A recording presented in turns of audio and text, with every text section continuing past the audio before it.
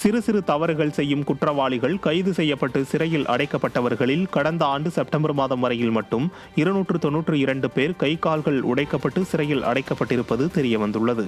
சென்னை, காஞ்சிபுரம், திருவள்ளூர், செங்கல்பட்டு ஆகிய 4 மாவட்டங்களுக்கு உட்பட்ட பகுதிகளில் கைது செய்யப்படும் குற்றவாளிகள் விவரத்தை காவல்துறையினர் வெளியிடும் போது அவர்களது கை கால்கள் உடைபட்டு மாவுக்கட்டு போடப்பட்ட நிலையில் புகைப்படம் வெளியிடுவது தொடர்கதையாகி வருகிறது.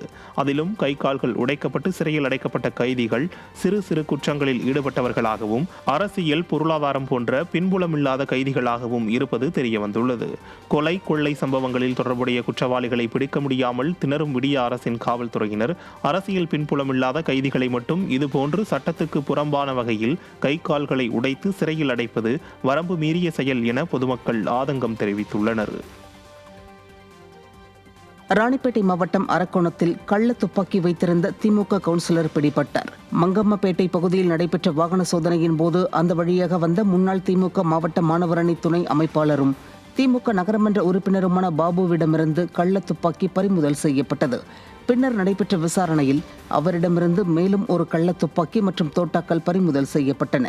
இதனையடுத்து பாபுவிற்கு கள்ள துப்பாக்கி விற்பனை செய்த வட மாநிலத்தை சேர்ந்த தினேஷ் என்பவரும் சிக்கினார்.